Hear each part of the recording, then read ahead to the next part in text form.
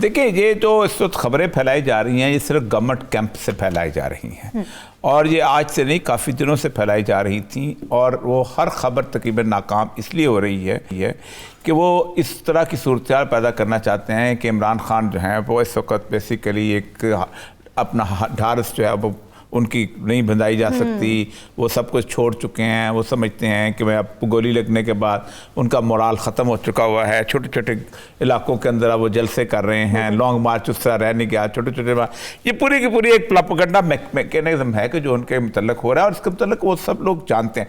मैं हैरान होता हूँ कि आप कभी ये फेसबुक उठा लें, ट्विटर उठा लें, बाकी सोशल मीडिया उठा लें तो आपको पता चलेगा कि गवर्नमेंट की ये सारी की सारी टेक्निक लोगों को पता है। अच्छा, असल मसला पता है क्या हुआ है? मसला ये हुआ है कि एक ज़माने के अंदर प्रोपेगेंडा वॉर की जाती थी और प्रोपेगेंडा वॉर के ऑर्गन्स 2-3 होते थे। नंबर एक ऑर्गन जो होता था आपका स्टेट प्रेस जो होती थी, पाकिस्तान टाइम हो गया, टेस्ट के अखबार हो गए, ये दूसरी तीसरी चीज़ें हो गई।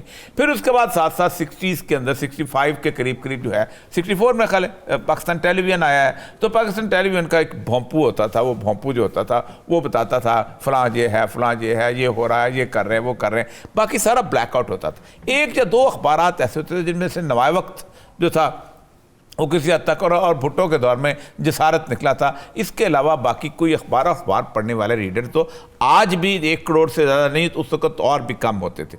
लेकिन उसके बावजूद लोग रास्ता निकाल लेते थे इन्फॉर्मेशन लेने का। मैं आपको बताऊं कि 1977 की जो सारी मूवमेंट है ये मार्च 7 से शुरू हुई थी और 6 जुलाई तक इसको BBC जो है खबरें पहुंचाता था और खेतों में, खलियानों में, गांव में, हर जगह ट्रांजिस्टर रेडियो आम था और लोग खबरें सुनते थे और वो कहते थे कि PNA ने आज हड़ताल की कॉल दे दी है और कल वो मस्जिद शोहदा से निकलेंगे, परसों जो है वो फलां जगह, और लोग वहाँ जमा हो जाया करते थे। तो एक तो ये था कि उस वक्त फिर भी लोग ढूंढ लेते थे। अब तो इनके पास कोई और रास्ता रह ही नहीं गया सिवाय इसके कि सिर्फ इलेक्ट्रॉनिक मीडिया पे इनका इसला का कंट्रोल है। या आप ये देखें, मेरे सामने अखबार पड़े हुए हैं, अब इस अखबार को आप उठा लें तो कोई अखबार आपको ऐसा नहीं मिलेगा जिसके आधे सफ़े के ऊपर गवर्नमेंट का इश्तिहार मौजूद ना। ये क्यों दिया जाता है?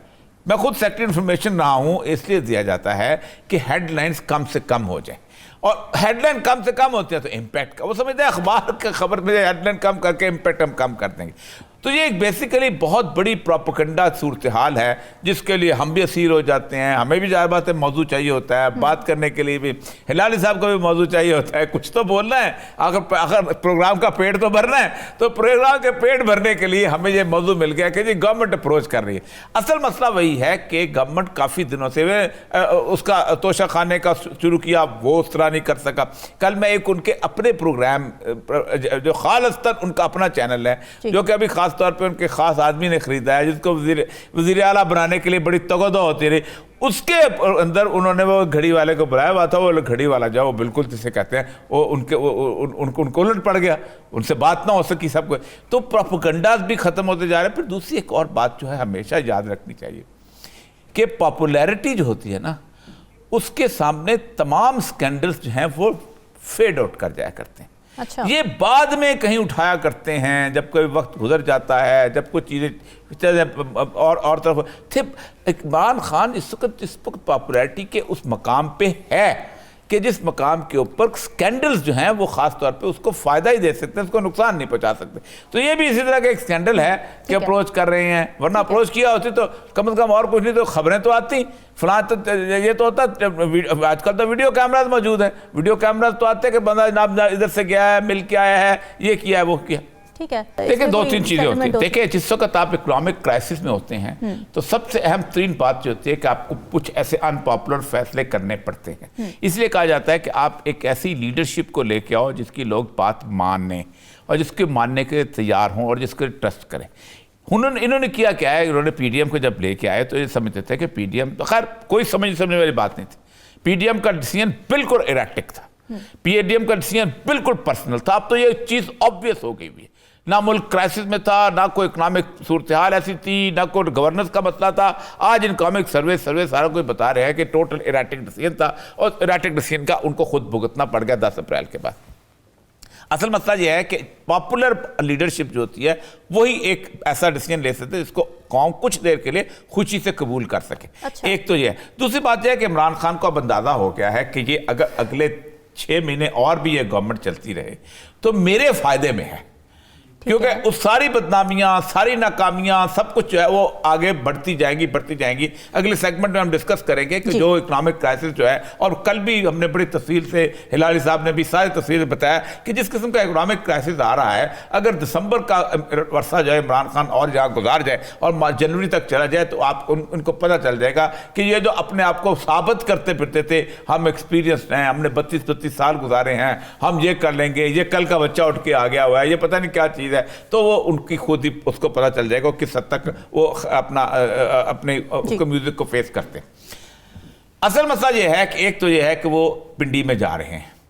पिंडी की जाने का बुनियादी मकसद बिल्कुल ठीक है, कल भी हमने बात की थी, आज भी अलारी साहब बात कर रहे हैं कि एस्टैब्लिशमेंट उस वक्त तक तब्दील हो चुकी होगी। ठीक है, 1 या 2 दिन के अंदर वो जो है क्राइसिस जो है वो ये क्राइसिस ओवर हो चुका होगा, हैंडिंग ओवर द स्टिक वाले मसला होगा। अब जो भी उसने आगे आना है उसके लिए 2 बहुत बड़ी जिम्मेदारियां हैं। दिल में जगह खुद ब खुद उठती है लोगों के साथ, और वो कैसे उठती है कि जब आप लोगों के अंदर एक ऐसा करैक्टर बिल्टअप करते हैं कि आप इस वक्त आप इस दोनों पार्टीज के दरमियान एक ऐसी सतह पे आ गए जहां आप मीडिएशन कर सकते। आज मैं ये इमरान खान के बारे में एक बहुत बड़ी इंटरनेशनल खबर पढ़ रहा था कि पाकिस्तान में 2 बुनियादी तौर पे जो इलाकाई लोग थे कि जो इंस्टीट्यूशन थे जो मीडिएशन करते हैं, 2 बैरूनी थे। एक आपका था इलाकाई आपका फौज, और दूसरी थी आपकी सुप्रीम कोर्ट। फौज और supreme court normally hand in glove होते थे। जो फौज फैसला करती थी वही सुप्रीम कोर्ट उसको एंडोर्स कर देती थी। बार बार एंडोर्समेंट हुई है, फिर उसके बाद इलेक्शन होते थे, फिर अमेंडमेंट्स होती थी।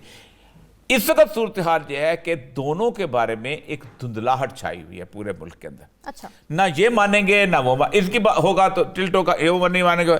दूसरा होता था अमेरिकन या at the end of the Saudi Arab वाले थे, वो किसी न किसी आके बीच में नेगोशिएशन करके कोई ना कोई रास्ता निकाल दिया करते थे। अब ये दोनों ताकतें भी हमारे साथ उस तरह की सूरत हाल में नहीं है। ना इमरान खान जो है वो ये चाहेगा कि अमेरिकन आके बैठें और आके नेगोशिएशन कराएं, ना इस वक्त सऊदी अरब के बारे में तो जो हमने कर दिया है ना, वो तो कमाल की बात हो गई है ना। ये कम अज कम तोशा खाने के मामले के अंदर, यानी पाकिस्तान ने आइंदा आने वाली तारीख के अंदर आप देखें 70 साल में लोगों ने घड़ियां ली, बेची, ये किया, वो किया, किसी ने गाड़ियां बेची, लेकिन सऊदी अरब की जिस घड़ी को इस गवर्नमेंट ने ज़लील व रुसवा किया है और अब बताया है कि हमारी औकात क्या है, हम एक घड़ी के ऊपर लड़ते कहते हैं कि घड़ी के ऊपर की बुनियाद के ऊपर हम पाकिस्तान की सारी तो उसके ऊपर और जो तल्ख सूरत हाल हुई है उसको सारा वो सऊदी बताते भी हैं कि क्या सूरत हाल। तो इस वक्त आपको पाकिस्तान की फ़ौज को दोबारा उस मकाम पे लेके आना है कि वो मीडिएशन कर रहे, और इमरान खान का बेसिक मकसद यही है कि भाई तब्दीली आ गई है, कम से कम सियासत में नहीं आई, फौज में आ गई है, और अगर तो फौज में तब्दीली आ गई है तो वह नजर आनी चाहिए। इसलिए वो पिंडी में जाके बैठ रहे हैं ताकि अगले जो 4-5 दिन हों वो बताएं कि आज नहीं, मार्च नहीं, अप्रैल, वो देखे वो कहेंगे सितंबर में इलेक्शन कराओ, इमरान खान कहेगा जनवरी में कराओ, तो कहीं ना कहीं तो कंसेंसस हो जाएगा। तो अगले 2-3 माह कैसे गुजरेंगे? इन 2-3 माह के अंदर क्या पीडीएम कहेगी हम रहें? ज़ाहिर पीडीएम कहेगी हम तो निकलते हैं, हम तो जाएंगे, हम नहीं ये बोझ उठाते। तो क्या फिर इंटरम पे दोनों राजी करेंगे? अगर इंटरम पे दोनों राजी तो कॉन्स्टिट्यूशनल सूरत हाल कैसे निकलेगी? उसके अंदर उसके अंदर उनको बताया कैसे जाएगा? ये सारी चीज़ें उस वक्त तय होगी जब इमरान खान को वहाँ ये बात मिलेगी आए इलेक्शन अनाउंस होने वाले हैं, डेट ले। ठीक है, नहीं बढ़ने के ऊपर तो हम काफ़ी सारी डिस्कस कर चुके हुए हैं कि हमने बुनियादी तौर पर हमने लिए कर्जे वर्ल्ड बैंक से 2.1% पे, एशियन बैंक से 1.9% पे, उससे हमने अपने यहाँ प्रोजेक्ट शुरू किए, बाकी जगहों से लिया, फिर उसको वापसी करने के लिए हमने अपने अल्ले उस पर खर्च कर दिया था। फिर हमने आम मार्केट से कर्जा लिया 15% पे, 16% पे, और हमने उसकी जो है वो डेफिसिट सब्सिडी की, हमने किस्तें पे की। एक तो अली साहब ने बताया है कि बात बड़ी सही है कि जब आप रिस्ट्रक्चर करने के लिए कहते हैं तो बेसिकली डिफ़ॉल्ट होता है। डिफ़ॉल्ट यही होता है कि हम अदा नहीं कर सकते, आप हमारे साथ किस्तें कर लो, या हमें 10 साल की मोहलत दे दो, हमें 6 साल की मोहलत, फिर वो उस हिसाब से वो टर्म्स एंड कंडीशन के हिसाब से करते हैं। ये जो सागदार साहब कह रहे हैं ना, कम रिस्ट्रक्चरिंग के लिए हमने कहा है, चाइना को भी कहा है, हमने पेरिस का अमेरिका को कहा कि तुम पेरिस क्लब को जाके कहो कि मेरी स्ट्रक्चर के, तो ये बेसिकली डिफॉल्ट है, इसको कहें या ना कहें दिवाली अब तो आप हो चुके हुए एक किस्म का। एक और तरीका भी है, अच्छा। और उस तरीके पे मैं गुज़िश्ता तकरीबन 3-4 साल से लिख रहा हूँ, और वो तरीका है कि जो लैटिन अमेरिका के ममालिक ने इख्तियार किया। देखिए, ब्रसल्स में एक बहुत बड़ी तंजीम बनी है, उसका नाम है committee for the abolition of illegitimate date.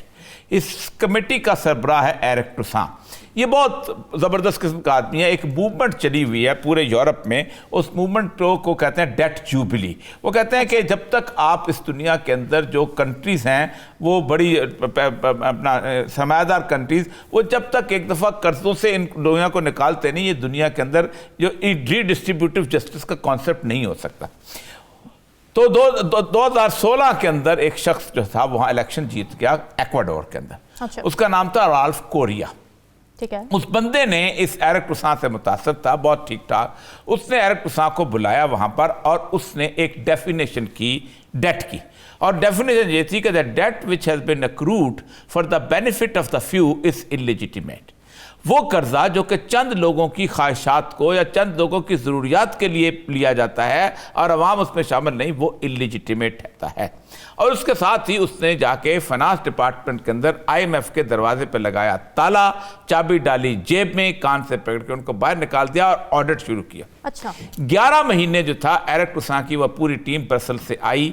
उन्होंने 7.5 लाख कॉन्ट्रैक्ट और 60 लाख के करीब फाइल्स का मुताला किया, और उसके बाद उन्होंने कहा कि बिल्कुल 87% कर्जा ऐसा है जो हम इलिजिटिमेट डिक्लेयर करते हैं। और उन्होंने फौरी तौर पे हुक्म किया कि आपने अपने जो बॉन्ड्स थे वो वॉल स्ट्रीट से वो विड्रॉ करने शुरू किए, जिससे वो गिर गई कीमत एकदम, और वो 20% पे रह गई। तो वो सारे का सारा उन्होंने खुद गवर्नमेंट ने खरीद लिए, जिससे उस साल के अंदर आप अंदाज़ा करें कि उनकी हेल्थ की जो बजट था उसके अंदर कुछ 200% इजाफा हुआ, बाकी इजाफा। इसके ऊपर इंटरनेशनल कम्युनिटी जाके बैठी वहाँ पर एक्वाडोर के साथ। एक्वाडोर के पास जब बैठी तो उन्होंने आके कहा कि अब हम क्या कर सकते, एंड दे एग्रीड कि 88% तो नहीं लेकिन 80% कम से कम ऐसे हैं जो इलिजिटिमेट डेट हैं। आप उसके बारे में हम समझते हैं कि वाकई गलत थे, आप दोबारा से उसके बाद बात शुरू करें। एक मुल्क नहीं, 4 मुल्क ऐसे हैं लैटिन अमेरिका के जिनमें पैराग्वे शामिल है, जिसमें अर्जेंटीना शामिल है। अर्जेंटीना तो यहाँ तक कहा कि ये लिस्ट है उन लोगों की, जैसे हम दे सकते हैं ये जरदारी का घर है, ये नवाज शरीफ का घर है, ये फलां का घर है, ये फलां जर्नैल का घर है, ये फलां ब्यूरोक्रेट का घर है। उन्होंने कहा ये लिस्ट है। अर्जेंटीना ने कहा भाईजान ये इनको बेचो और हमारे कर्जे दे दो, क्योंकि they were the people who never are.